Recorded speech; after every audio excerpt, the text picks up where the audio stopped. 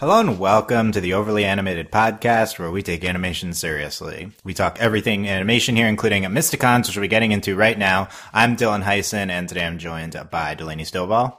Hey, y'all. And April Collins. Hello. Today we're talking 2 new episodes of Mysticons. The Last Dragon and Game of Phones, episodes 32 and 33 that aired yesterday and May 19th on Nicktoons.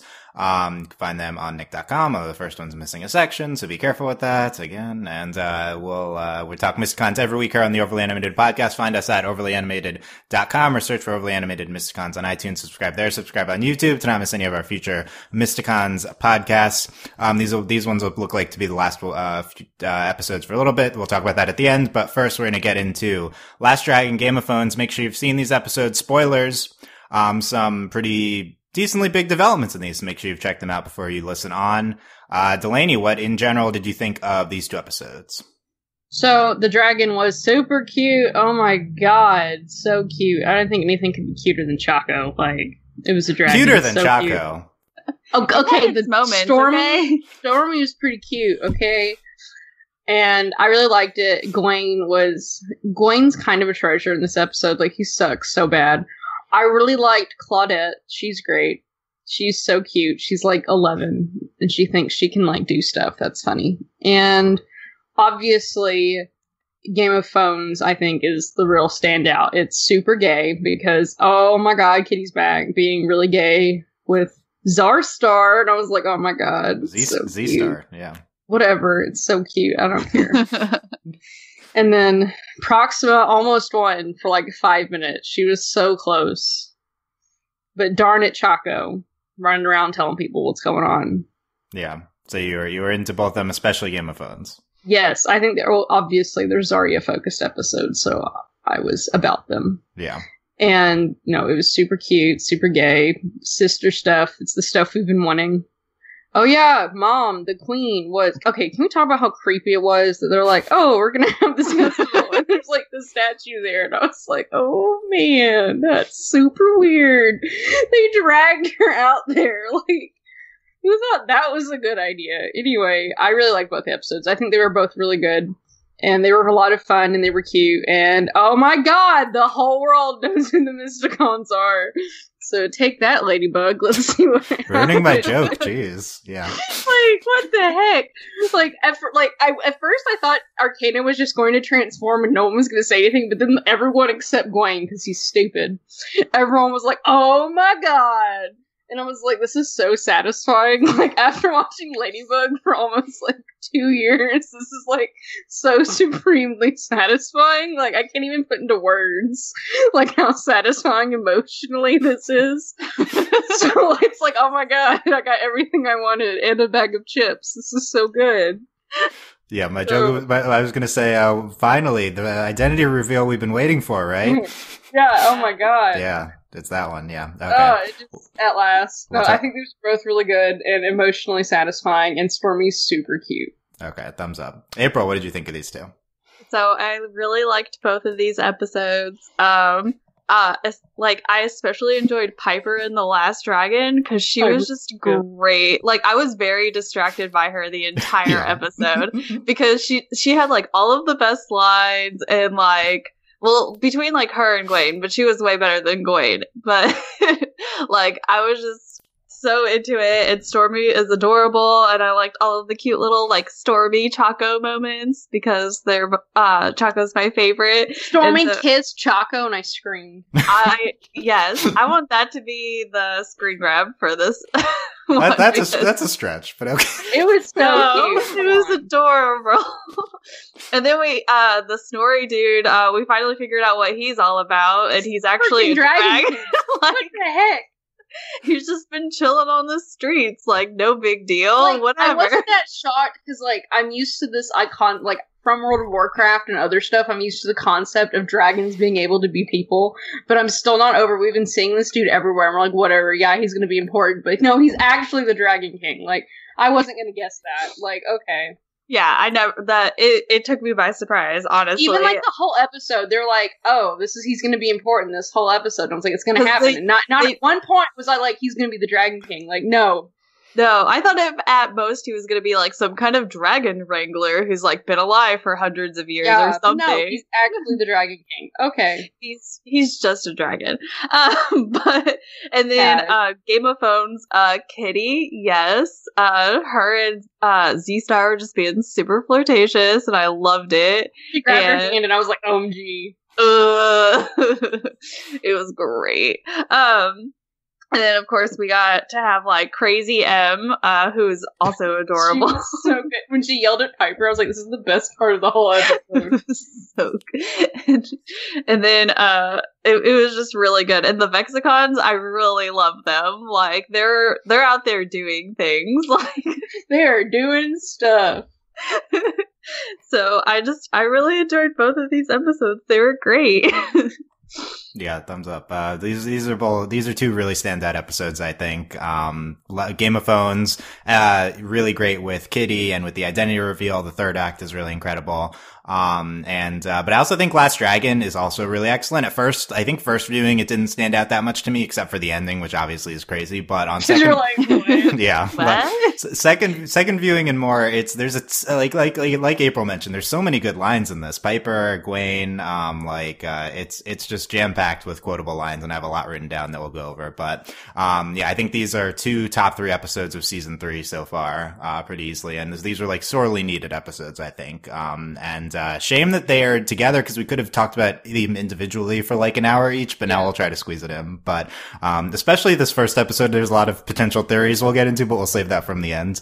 But yeah, these were really, really standout episodes. I don't know, return to form for Mysticons maybe. Lost Scepter was really good too, but this is what I've been waiting for from the show. These two here. Okay, let's get it. I want to talk Game of Phones first because I think this is the one that people will be talking about more, and has these big moments. Our identity reveal. Maybe that's the first topic here. Everyone knows who the Mysticons are.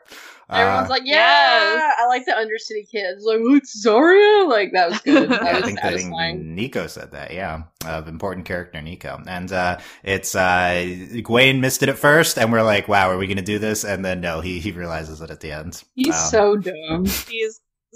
He is the worst. He's like, I liked when he was like, yep, something important happened and I missed it. And I'm like, you're so dumb. Yeah. The Dragon Mage and the blue one are my stepsisters. Yes. I like that, the blue one. Blue one. That's a consistent running gag from episode 3. It's great. Okay, where was the episode where they were like, hey, Gwen, here's another sister? And he's like, whatever. Right. So yeah, that was kind of implied in the Lost Scepter that Gwen learned about Zarya off screen, but also in this episode we learned that the whole city knows about Zarya being a princess. That kind of happened off screen. But we see the city learning about them as Mysticons here. Were we shocked by this? I was like, I mean, I don't see a downside yet. Like, I did like that, you know, the point of the episode was Proxima and the Vexicons were like, okay, we're going to use this information against them. But then it didn't really occur to me that, like, this would be the outcome, that everyone would know who they are. So I really appreciated that. Like, that it was actually kind of purposeful. It wasn't just, oh, we're gonna, like, be dumb and, like, pull a hawk moth or anything. Like, it actually worked out. There was a point. So I don't know. It's interesting. I mean, it's not really, like, it hasn't really been necessarily an issue. Like, it's just been funny with Gwen because he's stupid and, like, him not understanding that Arcana and everybody, like, everyone he hangs out with is a Mysticon. Yeah. So I'm just curious to see what kind of impact this will have. I mean, the only other person who I guess would maybe like make a point of it would be Mathis. So it's interesting because I'm not really seeing consequences. It's not like Ladybug. Like when they find out who each other are, it's gonna be like crazy. So it was a really great moment. So I'm like, I wasn't expecting it, and it's nice, and I'm just curious how it'll play out. Yeah, I think that the key thing is that Proxima already knows who they are. Right. That's the villain. Right. She was just too dumb to understand that this is something she could use to her advantage until this episode, until like the Vexicons pointed out to her. So what's the point of keeping it hidden if the villain already knows? Yeah, exactly. Yeah. Were you shook, April?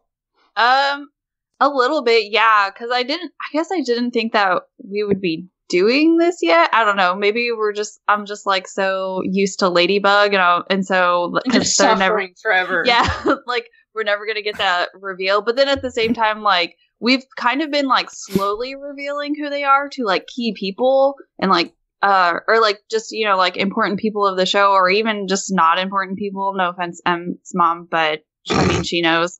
So, but I mean, like, it's gonna, like, I'm with Delaney, like, I'm curious to see where we go with this now. Like, now that everyone knows that, okay, the princesses are Mysticons, and then the Griffin Wrangler is, and then there's whoever the heck Piper is. Yeah. this random child, yeah. Yeah, this infant. This random child who hangs out with them, like, so, like, it'll just be really interesting to see, like, like, what we do with that, and with that information now that everyone knows. So, I kind of expected, like, maybe, like, they would reveal, like, oh, Arcana's, like, the Dragon Maid or something. Right, that's what I thought. But then when it was, like, all of them, I was like, whoa, we're doing this, like, okay. Maybe Gawain's gonna get really mad because, they're gonna want to interview them, and he's like, well, I'm the king, and they're like, no one cares about you. Yeah, no one's gonna care about Gawain. Yeah, maybe we'll have like a paparazzi episode or something. I think we've done that in like episode 3 and stuff with just the Mysticons in general. But yeah, it's interesting because the identities weren't really that much of a issue in this show. Like Ladybug, it's a huge deal. It sets the basic premise of the show. In Mysticons, we often forget that they're even like their identities are hidden. It's just not really relevant. Like, they're not. Well, it's different because like our heroes all know each other, so it's not really like a bit like they all hang out. Like they're like Power Rangers. They're like, okay, let's go. We're all friends now. Yeah. I think the only thing is like it only ever really became a thing whenever like the episode called for like their identity to be a thing. Like, oh, Arcana's life is threatened, and it's like, oh, okay, well, like how are we going to deal with this kind of situation? So yeah, I guess we just won't have those episodes anymore. Yeah, it's really selectively come up. Arcana revealing herself to Nova Terran, Zarya revealing herself to Kitty. But it's so it's not like in theory it doesn't have to change the show a lot, and you could argue that that's maybe why this wasn't a huge deal in this episode, but it still felt big. I think they've hit on it enough in the show, and that it's like enough of an established trope that this is important. So it did feel like a big moment, and I think it has the potential to really change the show for these last 7 episodes. I don't know if it will, but I think it might make things more convenient. Like it'll make life a little easier, maybe. Yeah. Yeah. It could, there's, it's hard to even get into what we could do just because we've been in this holding pattern so long with them. But, yeah, we could do interesting things. We could have just the 4 of them being like celebrities on their own, right? I'd be excited to get into that type of stuff. Probably it ultimately won't matter, but regardless, it was an exciting moment within this episode, I think. The only people who are shook are the Mysticons. Yeah. Yeah. We didn't get that too many reactions. Everyone we really cared about kind of knew, except Gawain and Well, we kind of forget, like, that Arcana's a princess, and that, like, people know who she is. Because, like, that was, like, they were reading the diary, and they were like, Arcana's a Mysticon? Because it's like, I don't think we've had, like, it's been a while since we've had moments like that where, she's a public figure, yeah. Yeah, people are like, she's the princess. Yeah, and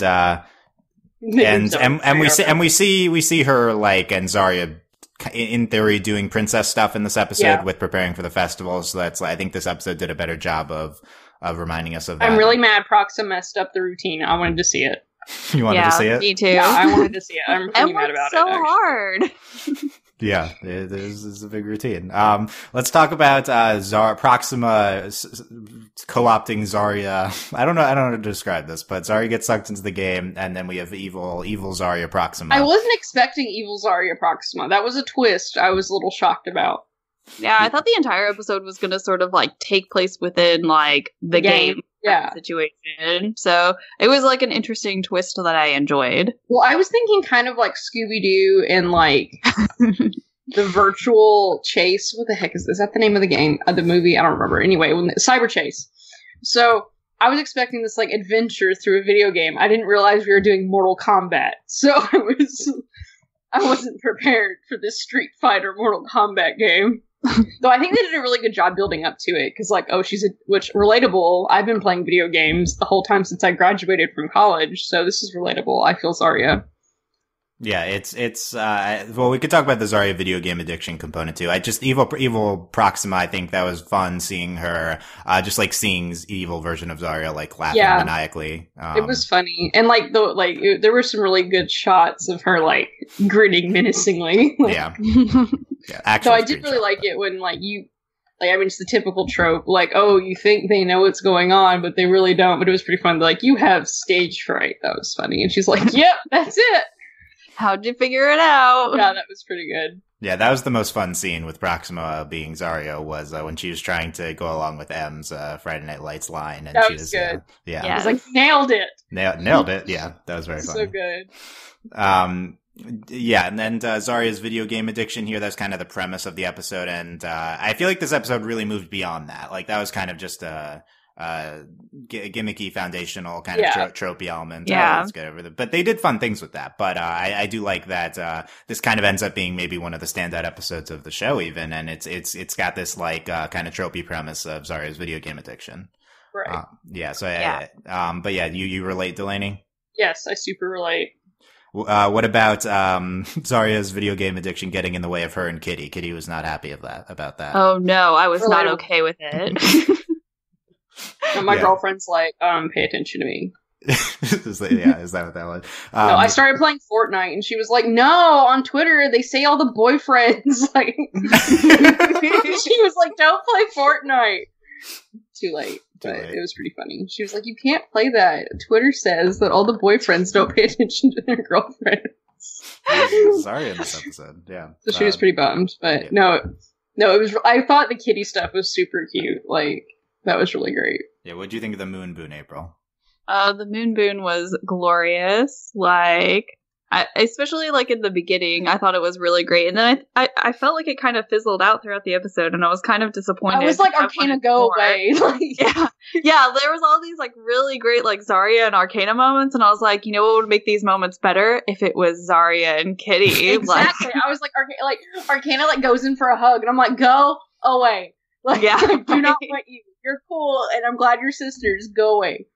Get out of here. Yeah, we really only had one big moon boon moment. It was Zarya's intervention, and Zarya doesn't listen to any of them, and then Kitty comes over and puts her hand on Zarya's moon boon handle. Happens, and then Zarya calms down, even though she was just faking it. But still, it was Kitty that spoke to Zarya. Of course. And then she walks away and says, "Proud of you, girl." And I was like, "Ooh, yeah, you are." Yeah, she's also like looking to my what do you see in my real eyes? Yes. Yeah, but we didn't do that. Yeah, well, first of all, Kitty back. That is the first Kitty Casey appearance in a while. Like this entire season. Yes, I think first of the season, and we've sorely been missing Kitty, and she was good, although she didn't do a ton past that scene. Right. Yeah. I mean, she came in to save the day at the end. Whatever. I mean. Yeah, but it wasn't. I was hoping that evil Proxima as Zarya would flirt with Kitty in order to introduce relationship That's strife. what I wanted. Well, I figured Kitty would figure it out. Like, Zarya would do something, and Kitty would be like, "No, wait a minute." I know. Yeah, well, Kitty should have seen through it. I've been waiting for Kasha to like flirt with Kitty too. Like, why? It seems like a go-to thing. Let's do this. Yeah, obviously. It would have been like super tropey, but that's how I wanted them to figure out that like it was not the real Zarya. Is like Kitty would have like spoken to her and she would have been like, "This isn't the real Zarya." Like my heart would have soared as like tropey as it would have been. Like how I would have soaked in every moment. Yeah, like I wanted Kitty to be. We don't get to have these tropes with like with the gays. I want the tropes. Yeah, I want the tropes, Delaney, 2018. Darn it. Yeah, it would have been good. That seems like the way to go is to have the love interest discover it, but I don't know. We're still building up to it, I guess, so we have more to come. I mean, I am here to wait for it. Yeah. I mean, not too much longer of a wait, because not that much left, but, it was, at least we had Kitty back, step one. Kitty's back in the show. Yeah. And M and Casey are being super cute. So yes. Yeah, they're like waving to each other when the Sky Pirates came to save the day. Yeah. Mm-hmm. Casey was like juice meing that was really good. That was so good. It was like it was like an actual juice box because they're children. So good. Yeah, it's great. I also love how he's like super understanding, and he's just like, "This really means a lot to him." And I'm like, "Look at you being like the best boyfriend you could be."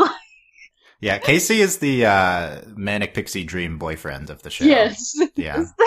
He's so understanding. It's great. And it's great. It's like usually that's the girlfriend on a show like this. So Casey's it's like it's really subverting the trope. Even though he's like a cardboard cutout, it is really subversive because he's a great. guy. Yeah. And it's like M is the relatable character, and she has the dream boyfriend. Like it's perfect for the girl show like this. It's good stuff. Yeah, Casey's good. M is we've Coach M as mentioned. This is the best part of this episode. She's got a towel. She has a whistle. It's so good. Like she's getting juiced. I saw like a screen cap of it, and I was like, "What the heck is going on in this episode?" Because I was like, "Are they going swimming? Like, what is this?" This is so good. And then she's like, "Sweetness, I need you to play your trumpet in another dimension." So good. Yeah, I loved her calling Piper Sweetness. That was the best. That was like great. That was some like Toph Katara stuff. It was incredible. The Piper M friendship there's great moments in both episodes. We'll get to the other one too. And M has her Cyclops eyes, golden hearts, can't lose. So good. More references in the show as mentioned. And she's I like this Coach M character moment for her because we forget that she's a Royal Griffin Wrangler. That like hadn't been a thing in a while. Yeah, is she still the Griffin Wrangler? Is she still doing that? So. I guess this was her duties. Somehow, like, is that does she get paid? Like, I don't know. I like do any of them have money? Does. I don't understand how they keep like buying all these like snacks. Like, do they? Arcana in theory has like infinite money. They eat a lot of pizza. Like, yeah. Who's paying for this pizza? Arcana and Zarya, yeah. That's the episode I want to see is like Arcana and Zarya like always pick up the tab and then they're like, why don't you guys pay for anything, Em and Piper? Like, yeah, how about Piper's like, I'm a child, I don't have money. Right. Gwaine cuts Arcana and Zarya off. Like, I think Gwaine is the last person to cut. He was literally having a shower in gold. Like, he doesn't. It would be very bad, but yeah, I could see that. Yes, I thought that was great for him. And then Piper was like the trumpeter, where she took that upon herself to be that the whole time. It was so good. No, and then I love it when she does it and she's like, bye-bye. It's so good. Yeah. What do we think of the concept of the Festival of the Skylancers? I like it. It's cool. I like that it reminded us that Arcana and Zarya have a mom that we need to debone. Yes. And somebody, this thing's in the sky. Someone tied this poor woman to a ship. And flew her into this arena in the sky so they could point to her. That's what they did. They needed her there for that 1 second. Where she was a lancer, and it was like, oh my god, this is kind of really weird. Yeah, that was a big development with Mom. She's a lancer. She was a lancer back in the day, yeah. I think we're just gonna, like, over time, it's just like, Arcana's mom is super cool, and we need to debone her, like, right now. Yeah, no, not until the last episode. Can't happen until Will it never happen? Oh, no. Can we debone her, and, like, she can, like, drop kick Gwaine? Yes. That's really what we need to happen. Yeah, does she know what's been happening while she's been boned? Did she know? I doubt it, but like... Yeah, are they conscious? Are they aware of what's going on around them? Like, she's been on quite an adventure. Yeah, in 13 she was like partially deboned, so she like, she'll remember that part at least, but I don't know about other than that. Yeah, the Festival of the Skylancers, they did like a flying routine, and then they have the sky jousting. Yeah, the mock sky joust, which, I think that's cool, incorporating. Yeah, I liked it. Yeah, I liked it. Maybe it's not the best idea. Like, maybe you should always have, like, fake lances instead of using the actual lances and deactivating them. Yeah, ceremonial ones, yeah. Just a thought. Yeah. So it seems solid. Yeah, so that's how Evil Proxima is going to activate it and joust them, and she like even hits Arcana, and that was pretty brutal. I was like, ow. Yeah. Oh, yeah. I watched Finally getting her revenge. I know how this works. I know how this works. Yeah, that was a very, very hectic scene, and then that leads right into the identity stuff. It was great. Oh yeah, during that scene we get, Gwen misses it because he's like texting the whole time, and then, we get this, what's her name? The Piper one says, smug face emoji, and, yes. Piper says, hey, emojis are my thing, which was great, because, we had a Piper emoji last episode too. Yeah. And, tragic face emoji. Yeah, tragic face tragic emoji. Face. Yeah. And, we talked about the Gwen line, oh yeah, the Zarya resolution, at the end is that they're into board games now. And, that's fair. Board games are top notch. Board games are top notch, and I'm also super competitive in board games, so I also felt I'm just really competitive. It's bad. M says, my pieces, my precious pieces, yeah. And then Casey, like, touches her, and she's like, wow. I don't remember that part, but okay. Yeah, that was all good. I guess Zarya in the video games, the major part we haven't talked about yet. Right. Yeah, I like the, I guess like sepia tone or whatever tone they had over the video game parts to like distinguish it. It was fun. Yeah, and the solution is to like get Kasha to open up the menu. And then delete. So, yeah. So really, it's not Chaco that saved the day. It was kind of Kasha's incompetence, which if she just wasn't playing the video game, they would never have gotten out. Like, she didn't need to be playing them in the case. She just wanted to challenge Zarya. Yep, it was great. Quality stuff. Yeah. And it kind of looked like the app a little bit. The app's very turn-based. You can fight Kimura on stuff, so I think that... I don't know if... Super meta. Yeah, it was more intricate in the show, but it was good. And we had like instant replay was how we opened up the menu. We had like video game terminology. We had pure ponage, said Piper. I don't know if the kids know what pone is. Yeah, I don't know. That's a 15-year-old term. I don't think they say that anymore. I say it. Do you say you say pone a lot? Mm-hmm. All the time. When's the last time you said that? Yesterday. I don't believe you. Last night, actually. No, I don't believe you. No, because we were playing games, and we were playing like I don't know if you've ever played like the Jackbox games or whatever. Oh yeah, those are fun. So I just kept beating everyone at one of them, and everyone was getting really upset, and I was like, you're just mad because I'm just over here poning everybody with my mad monster dating skills. So okay, that sounds believable. That was a very detailed story. Yes. And you're welcome. And we had Nubicons, says Kasha. That was good. I like that. The Nubicons, yeah. We had Mathis selling knockoff snorg balls at the game. And then the vendor saw him and was like, oh crap. Yeah, that was good. And then M threw up in them, and he continued to sell them anyway. Were you shocked? No. Yeah. We had, two potential best Chaco moment of the week, moments. One is when Chaco, like, frees himself and then warns them. That was him being useful. But then second is, Chaco falls in the water with Zarya, and then when he gets out, he, like, shakes like a dog and he's like, poofs out, yeah. We have new emote on the Discord, Floofy, Choco Floofy. Floofy. No, I really like it. When like which one was you got for moment of the episode? Which one? I really like when he's like trying to talk to Piper and M, and Piper's like, "Why are you being mean?" And he's like, "Oh, I'm talking to M." Oh, because he said what she thought he said something about an evil crone. An evil, yeah. Yeah, I guess like, everyone can understand Chaco. Wait. Yeah, it's the Chaco continually the most competent on the show. The only competent person. The only. Do we like Kasha being 9 lives for life as her username? Yes, quality stuff. Mm-hmm. Yeah. Oh, and then in the this moment with Zarya, Arcane is like, "What size tiara do you wear?" And then smash cut to Zarya wearing the tiara. Yeah, that was good. Yeah. No, I am not wearing a tiara. And then she's got it on, and she looks so pouty and adorable. It looks great in her tiara. Yeah. Zarya and tiara was great. We had this training montage while Zarya is like playing video games in this episode. That was good too. Yeah, I like her hiding it, and then she hides it under Chaco, and Chaco's like, "Really?" Yeah, it was great song. Apparently it was an original song, Matt told us. So that was very cool. And, we had, that sequence. In the beginning, we had, the Vexcons reading Proxima's diary. That was so funny. And then it's all about Mallory, and they're all like, and Mallory's so mad.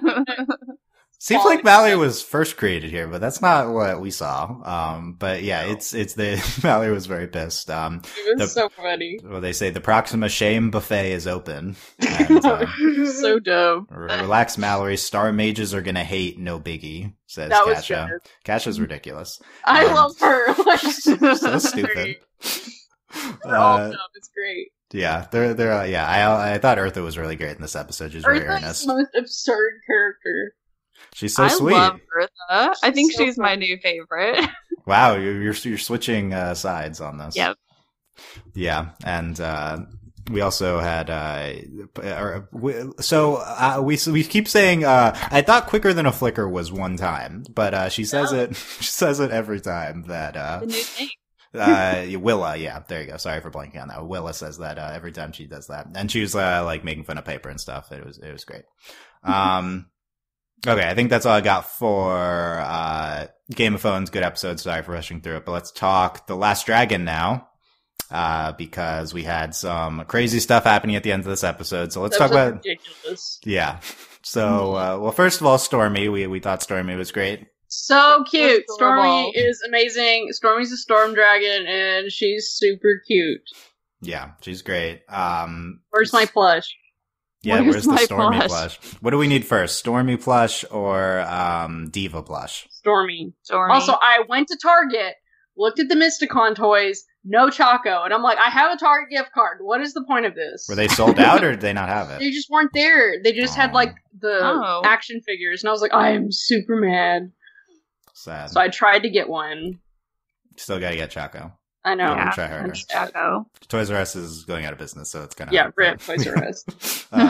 Yeah, so at the end of the episode, yeah, we learned that Snorri Dude is Valmok, the Dragon King. I like how he transforms and they're like, Valmok. And I'm like, what? Like, yeah, Arcana instantly knew who he was. And I'm like, he's a dragon. Like... I guess Arcana knows the dragon history, yeah. It's totally fine. Yeah, so we've been speculating who Snorri Dude is. I don't know how much we talked about on the podcast, but on the Discord, our hot theory was Snorri Dude is Alpha Galaga. Nope. That didn't happen. Yep. So rip all the theories happening, yeah. Still could be Alpha Galaga if Alpha Galaga was a dragon. That's Novateron's old Star Master, who we haven't seen yet. And but no, it's the Dragon King. And watching the episode back, there's like the episode kind of blatantly hints at this. There's like a poster above his head of a dragon. And we'd been leading to Snorri Dude being someone, episode 24. You know, I was like, he's gonna be something, but I was not expecting Dragon King. I guess we could have gotten to this. I think we've talked about the Dragon Queen before. I think it's in this train station and stuff like that, but that we didn't really know this was an option. But it was cool. And we learn all the backstory here. He's the Dragon King. He takes Stormy and goes back to Dragonhenge, where he like activates a cave, and then there's a bunch of dragon eggs there. Yeah, it's like when they bring back the bisons in Avatar. Yes. Yes, that's exactly what it's like. And he says you have a friend in the Dragons of Light. Does that mean there are dark dragons? Yeah, and then he gives them like an emerald, or like some sort of green gem. I didn't know what that was. Was it a dragon scale? I don't know. Who knows? No, not clear. Yeah, I think there's a world in which this ending scene sets up the second half of the season. Yes. I think probably we're gonna do at least some things with this in the finale. Surely. Dragon battle. Yeah, I wonder, is the Proxima, is this what because we've been talking about, like, is the series finale really going to just be, hopefully not series finale, but Proxima, and the Vexicons, it seems a little low stakes, but if we get into, like, the ancient dragon battle, that could be cool. We kind of went into that a little bit, too, which was interesting, like Arcana was dropping all sorts of knowledge. Yeah. And I feel like if it wasn't important, we wouldn't have like gone as deep into it as we would as we had. So I was taking notes. You're taking notes? Okay, that's good. I agree. Arcana expositions a lot about this. She says, Aratha and Valmok, made their last stand. Aratha died, and then Valmok disappeared. And we talked about Dragonhenge and the Magic Horn and the final battle. And like they had the book of it. So probably this is going to come back into play. And this is very cool, in terms of, where we could go with dragons on the show. I love that, we're like it just fits in thematically, even though it's not necessarily something we're bringing them back. And it's like, why? So this is like, let's do some stuff. Yeah, why do we have a dragon mage if there are no dragons? Yeah, well, Arcana says if anyone can handle a baby dragon, the dragon mage can. That was great. That was They're my favorite. such children. Also, I love that. What is it? She's like, oh, it's a storm dragon. Let's name it Stormy. Like, I'm like, you're not in charge of naming anything again, Arcana. You lost your job. Why didn't we let Piper name it? Like, that seems like the obvious thing to do. She would have come up with a much better name. Yeah. So we have the Dragons of Light. As Delaney mentioned, this implies that there are Dragons of Dark, and there is the last stand. So they're fighting someone, and presumably the dragons were fighting other dragons. Yeah, that's what I'm thinking. Like. So they're fighting the dark dragons. Now we have a bunch of theories here that we've been working on the Discord. So, Steve has a theory. What if the dragons of darkness were related to the spectral hands and Necropha and the mask and, all of that stuff? So, maybe the dragons of dark are the cause of the ancient magic of Necropha's mask. Well, I could also just see, like, not necessarily a connection there, but just like, I think obviously Proxima is going to somehow get in cahoots with, like, the bad dragons. Right. Proxima brings back to life the bad dragons. I agree. That's probably what we're doing. Which I'm like, I mean, it'd be cool, but I don't necessarily know about, like, we don't know enough about magic and stuff yet to know if it's, like, the dragons or the origin of magic. Oh yeah, we could get into that type of stuff. Yeah, origin of magic.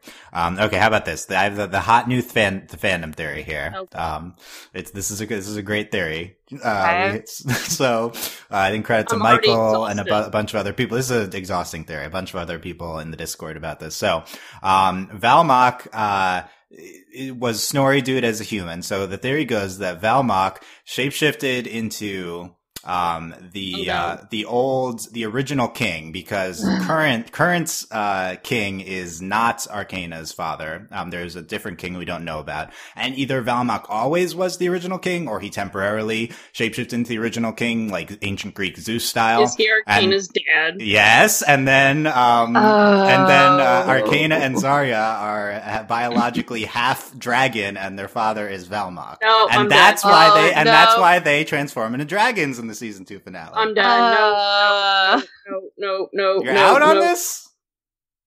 This is great. This is a great theory. I'm really mad because they were like twin dragons. I don't have time for this. I'm not. No. I think this is what we're doing. I think that's a stretch to make, like, the Zarya being able to transform into a dragon. If they're actually dragons, I'm done. Like, they're half dragon. They're half dragons. How does that work? How are you half dragon? I don't know, but they are. I don't know. So then, like, what are they? Oh, dang it! What are the one race, the Dragonborn? So are they Dragonborn then? Like, maybe. I'm exhausted. How can they transform into dragons otherwise? I'm done. Well, I feel like they would know that about themselves. Like, wouldn't, like, while they're going through like puberty or something, like. No. I think this is what we're doing. Okay, so I'm an outie. Oh my god. That's the hot new theory. Arcanans are half dragon. I'm exhausted. I think we need this because Zarya's backstory needs even more intricacies. I think that's she can't be a wolf and a dragon. Like, I can't deal with this. What if she's a wolf dragon? Oh my god. What is she, like, part human, part wolf, part dragon? She's not actually part wolf. That's just the symbol. No, we're throwing it in there. Okay, so we'll think about that theory as we go. But dragons in play here. There's a lot of interesting stuff we could do, and like we saw Valmok transform into one human. So he could be anyone. He could be Alpha Galaga. Could be the humans. Yeah. We don't know. We don't know. Okay, let's just shift gears. Let's talk about Claudette. CLAWDETTE. Delaney, you like Claudette? I did. Like, when her helmet came off, and I was like, oh my god, yes. Like, she's an 11-year-old. It's so great. So, is she, and she just has a bunch of armor on? Is that what's happening? I think so. She's like a 12-year-old girl. It's so good. She is but a child. She could be their age, but, like, really, I doubt it. Kelpie or Claudette? Who you got? Okay, Kelpie, obviously. Kelpie. Yeah, obviously Kelpie, yeah. Like, Claudette's great, that she's growing a conscience, but, like... Yeah. April, did you like Claudette? She was alright, but she was, like... Manticore. Oh, yeah, her Manticore was cool. But I felt like she was almost, like, forgettable, kind of, throughout. Like, I was just like, oh yeah, here comes this person, they're just gonna wreck everything, like... Isn't Gwen already doing that? Like, yeah. I think Claudette didn't stand out that much first time. Second time, like she has this whole thing with don't let your feels interfere with your deals. And then she's like, I have a lot of feels. Yes, that's the best part of her. Yeah, I have so many feels. Like, she's that's just great. Crying. That's the best part. I did like that. Like, Zarya saved her, and then she saved Zarya, and I'm like, okay, this is good stuff. Yeah, that was good. And obviously she is a really cool Manticore. Yeah, the Manticore is super cool. Yeah, and she says, actually, she is a Manticore. Hear her roar. That was exhausting, but... That's the type of thing that separates Mysticons from any other property in the history of the universe, is that line. Yes. Like, that's so surreal that's that line was, like, delivered without, like, any hint of malice, or, like, it was just, this is the line, and we're going to say it. And it was like, okay... And it's going to be a thing. Enjoy. Great. Yeah, like that line, and then like Kasha talking like about Star Mage is gonna hate. Like it's just this is a very unique property. This is just the weirdest show, and it's great.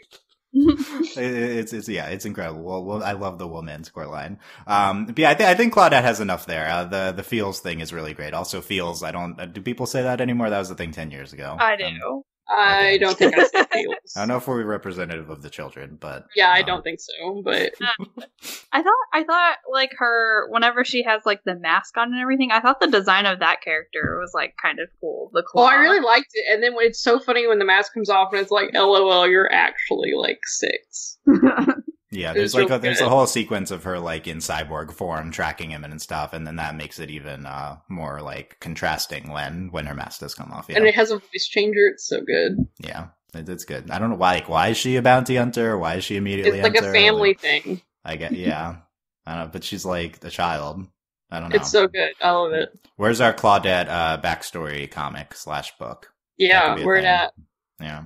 Will Claudette come back? Probably not, but I don't see, like, I wouldn't be shocked if she did. Yeah. Yeah, she might be, like, an incidental in the finale. She's kind of a super cool character, so, like... Yeah, if she's, like, the Jun avatar, then... I think they spent way too much time on her design for her not to come back. Yeah, that's she's also true. Like, she's pretty epic looking, so... Yeah, it's an awesome Manticore, yeah, it's great. Okay. And the rest of the episode, the stuff with Stormy, we find Stormy in the sewer. We have this gag of Zarya throwing trash off of her, and then she pulls out Choco, and she's like, meh, you can stay. That was really good. I like that. Yeah. Also, I loved sassy Zarya in this episode. Like, yeah, I guess Zarya is taking no prisoners. Yes. Yeah, our main conflict, Zarya wants to return Stormy to try to find Stormy's parents. Arcana wants to keep Stormy. And then Zarya pulls the orphan card, and Arcana's like, okay. That's kind of exactly. Keeps it in her back pocket. That's exactly what happened. Yeah. They say, Zarya says it's worth looking for our parents because we can both relate as orphans. It's a little harsh. Her mom's not really dead. Like, just stab her in the face. You guys aren't really orphans. But also, props to Arcana, because in the next episode, she kind of uses the whole mom thing against Zarya to get her to, like, want to practice and stuff like that. So I was like, yeah, I'm really enjoying this dynamic. No lie. Yeah, it's the Arcana Zarya has really shined throughout the season. And this I think this is a good use of both of them. I really like incorporating like the concept of orphans and mom into this conflict here, and I think that plays out pretty naturally. And then M's like, I don't like it when we fight. I'm like, same. Yeah, that's great. We have Stormy hatches stuff shenanigans with Stormy. Stormy like playing hide and seek. Tasma, it's so good. Yeah, Tasma's still in the snow globe. Love it. It's a gag now, and I'm good. on it. We were wondering what Tasma's arc in season 3 would be, and the answer is nothing. So that's she's a joke. So funny. With Snowman Jeff. I guess that's fine. I mean, probably. But what will she do? What if she gets freed when the dark dragons are summoned and the final apocalypse comes and it's the final battle against the dark dragons? What side will she take there? She won't. She's just gonna run away. No, she turns to Snowman Jeff. She's like, "What should I do?" What does Snowman Jeff say? Obviously, she's going to help the Mysticons. Okay. Snowman Jeff. No, I think she's just going to run away. We're literally doing nothing with Tasma. No, just to do something in the show. You're right. She's a joke inside of the snow globe. It's so funny, though. It's so good. We have this montage of them looking for Stormy to the instrumental version of the theme song. The best part of that for me was Piper and looking into a thing and then the chair, appears and then she looks back and then back and forth. Yeah, that was good. So good. Good visual gag. We had a bunch of great Gwaine stuff in this episode. So we start with Gwaine showering in gold coins. Because it's the only way to wash off the germs of the common people. Why do I shake their hand? Why? So terrible. It's great. Butler talks a lot in this episode. He talks a lot. Yeah. Also, Butler, what is he doing? He knows Claudette. What? Yeah, do we think Butler was a former bounty hunter? And I that's think how Butler's he a knows little them? sketchy. Yes, that's what I want. Is Butler Is Butler where the Dragon of Dark is hiding as? Butler is the true evil. Yeah, what if the Dragon of Dark is disguised as someone we know? Who would it be? Butler. Butler, we've determined it? Okay. Obviously. Not Gwaine? No, absolutely not Gwaine. No, not Gwaine. Yeah, but Gwaine he's just been sitting there. Enough. He's been sitting there taking Gwaine's crap to try to, because he's a great vantage point of everything happening as Butler. We might have cracked it. Also, I'm really confused about the chefs in the palace because Gwaine had ordered a lunch sundae, I guess, and it was steaming on the plate and giving as the butler was carrying it to him. So what type of ice cream do these people eat that is steaming and giving off? Maybe it was the hot fudge. Oh, yeah. You mean the 24 karat gold? Yeah. Yeah, I mean, it was only 70% cacao, and he demands 85% cacao or higher. 80% or higher. That is quite the palate, I must say. You're impressed with Gwaine's sophisticated palate? Yes. Okay, that's good. I want to go food tasting with him. It would be a good experience. Gwaine is parading around Stormy. We had Serena. It was good to see her. She was hype about Stormy. Gwaine says, take me-fees with the dragon instead of selfies. Then he summons the claw. We're to Dragonhenge. Oh, I love the design of Dragonhenge. Yes. It looked great. They had awesome music for it too. And we got a new place to go visit. Yes, we did have a new place. Yeah, it was really a great design. I love. We also had the clouds new parting. arena in the sky. Yeah, no, there are a bunch of new locations here. Yeah, and it's and we change locations on the video game and it's places we know, but that seems that I liked that better than the previous thing with the book. I was gonna say that one worked though because it is a video game. Yeah, I like that. They're talking about the final battle, and Piper covers Stormy's ears and also her ears. And I was I don't know what's going on right now. Yeah, oblivious. Yeah, and then Piper bites M when. That was the best. It was you're so weird. Yeah, and though I think they may be improving during that part. It was pretty great with Piper and M talking about like bed bugs or something. Yeah, bite him back. And bite him back. You're so weird. And she's like, you bit me. Yeah, it was great. You're dumb. I love it. Piper puts toothpaste in Arcana's boots. That was so good. Does Mario put toothpaste? Oh wait, that was me. Yeah. So okay, good. Those were two incredible Piper moments, but there's also this line from Piper at the end. She says to Zarya, "Stop falling from the sky. I can't hug you if you go splat." And that was so cute. And then she hugs her, and I was like, "Oh." You're so dumb. I love it. It's one of the best Piper episodes. This Piper's one, ridiculous. Yeah. No, the best was Arcana putting on her shoes, and there's actually toothpaste in them. And I'm like, how much toothpaste did she have to use to fill those boots, man? And then like Arcana's like squish, squish. It's so funny. Yeah, Piper's like, did she put toothpaste in your boots again? Oh wait, that was me. Like, how'd you forget like, that? Minty fresh. So good. So good. Yeah, I just love the falling from the skyline. Like, you're ridiculous, Piper. So cute. Okay, and stuff with Claudette, stuff with the dragons. I think. Oh, tragic face emoji. Yeah, when Piper hears the story, that was great. Zarya to Claudette, get a conscience, you monster. Like, okay, Zarya, jeez. Yeah, I know. Sassy. Back off, Zarya, jeez. Like. Who just says that? Get a conscience, you monster. Like, really, Claudette's the worst person you've encountered in the show? Oh my goodness, yeah. And, contract. Yeah, the whole thing with the contract with Gwen. Oh, okay, so the best Gwen part is he needs Stormy in order to make a dragon video of the dragon playing the piano. And then he's gonna go viral. He's like, so dumb. Look, I have a dragon playing a piano. He wants to be crowned king of the ethereal net. Yeah. That's he says in the video, this is going to go viral. Yeah. Mm-hmm.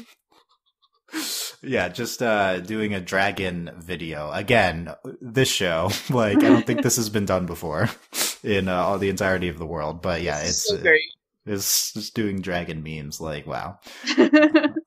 Yeah, it's that was a great Gwen episode. And then Stormy looks so sad, and I'm like, rescue Stormy, please. Yeah, Stormy's not having the memes. Stormy's our anti-meme queen. Someone has to be. I also like that Stormy is just always a she. Like, typically you just instantly gender like things as he, so that was good too. The show's very consistent with stuff like that, making them women. Yeah, it's great with that. Okay, I think we hit everything. It was like as soon as like the claw came in, I was like, it's a girl, yes. It's just a random child for some reason. It's just an actual child. Yeah. And then the dragon. So any last dragon theories? We have a bunch of dragon eggs. We're gonna hatch a bunch of dragons of light. They seem like they're all yellow, but then Stormy's green. What's it? I think they're just glowing, but okay, that seems good. But okay, I don't know. We'll see. There's unless one. Stormy's like, well, isn't Stormy like royalty or whatever? So. Yeah, I guess. Yeah, well, he says these is your family, so I guess they're all like royal dragons. Well, are they all? Is it like this is your family? Like we're like you're actually related, or like this is your family of dragons who actually other sure. dragons? Who knows? We'll find out. We come back, and Stormy is like the queen of the dragons or something, or a princess. Yes. Oh yeah, what if Stormy just grows up? Princess Stormy. Princess Stormy. That's the spinoff. Yep. I'm about it. That's the My Little Pony type spinoff. Yep, I'd watch it. Okay, we're sold on that. Okay, so that's it for Last Dragon, Game of Phones. Final thoughts, Delaney, on these two. They were great episodes. I love Mysticons. This is good stuff. So I think we're back to form. These were some quality episodes. I'm excited to see where we're going next. Like we have a Dragon King. We have like identity reveal. Like, man, what's next? Yeah, April. Yeah, these are really good episodes, and they set up like a bunch of different things that we can explore, like going into like the remaining season or the remaining episodes of the season. So I'm really excited. And again, I like these were just good. They reminded me of like why we sort of really started watching the show and everything like that. It's funny, it's quirky, it's weird. Mm-hmm. Like there's dragons. Yeah, there's dragons. Yeah, love these episodes. I will say I'm more excited by the prospect of this Dragons plotline than I am by the Proxima stuff. Yeah, I think me too. Like, Proxima's like, I mean, Proxima had her moments in the episode. Like, it was like, she's just such a child. So I think that'll get resolved pretty quickly. Especially when, like, if Arcana's calling you out, like, get over the revenge thing or whatever. Like, okay, like, we're done with this. Like, let's move on. Yeah, I like the Vexcons. They just don't feel that consequential. They're just kind of like there. I mean, I like them. They're fun. I think that's a big reason these 2 episodes succeed. Both have big consequential things, like the Dragon King stuff at the end of Last Dragon feels like big, and then the identity reveal also feels big. Even if it isn't, it feels different and big for the show. Yeah. Whereas I think we've been in a holding pattern with Proxima and Vexicons and just kind of stuff that didn't seem to matter that much. Yeah. Yeah. So I love to incorporate the Vexicons and do more stuff. Like maybe even if the dragons come back, they're still around. But more excited by like finale stuff involving dragons than involving Proxima and the Mask. I don't know. We'll see. It'll be fun. We are going on another hiatus now. There's no episode next week. There's no episode the week after that. And Matt told us on our Discord that they're still working on the last set of episodes and that the last episode won't be done until the end of July. So, like, there's a legitimate reason for Nick going on hiatus now. It's because the episodes aren't done. If you do the math as a result from that, if Nick wanted to continue to air 1 episode a week and, like, episodes will be done by certain times. I don't know about that. June 23rd seems to be the first time we could come back from hiatus. So a month from now, probably won't be that soon, a week or 2 after that. But I do think Nick will air these episodes close to when they're done. They've been doing that. So, probably a month and a half, month to 2 month type, hiatus here for Mysticons. That face emoji. Cry. Yeah. Tragic face emoji. Yeah, but this is not a Cartoon Network situation. This is episodes aren't done yet. And, Nick, please fix the episodes on your website. You can't just upload 2/3 of an episode. You've done this twice now. So, let's fix that. Also, when you come back from hiatus, remember to queue the episodes for releasing on your website as well.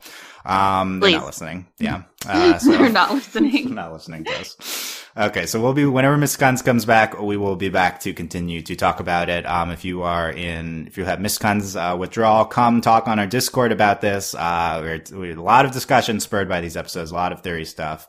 overlyanimated.com/Discord. Then you can click on our Mysticons channel to talk everything about the show.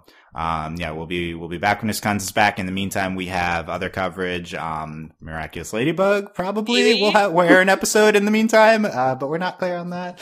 And, we're continuing to have Steven Universe discussions. OKKO and DuckTales. Alex is, going with those podcasts. Those are a bunch new here. So, find all that at overlyanimated.com. Of course, you can become a patron, patreon.com/overlyanimated. Thank you very much to all of our current patrons, especially our patron of the podcast, Rachel, aka Rachel Rose. And thanks as always to our patron executive producers, John Ryan, Steve, Alex, Andy, and Hugh. Let us know. We had the middle name thing last week. I think only one person gave us middle names, so we're not going to do that. But thank you to those commented about that. Also, as pointed out, that Piper probably has a canonical middle name in her Elven name, although it's hard to parse the Elven name from Piper. Let us know in the comments on YouTube who's hiding as an evil dragon. What do you think of the Arcana and Zarya are half DNA dragons theory? No. What will happen from the big identity reveal in this episode? I don't know what else happened here. Will the dragons come back before the finale, and what's going to happen is like Proxima to call them, stuff like that. Okay, so there's a few questions, and also what do you think of the episodes? That's simpler. Let us know that in the YouTube comments or at overlyanimated.com. And thanks guys for listening. We will see you next time. Bye. Bye.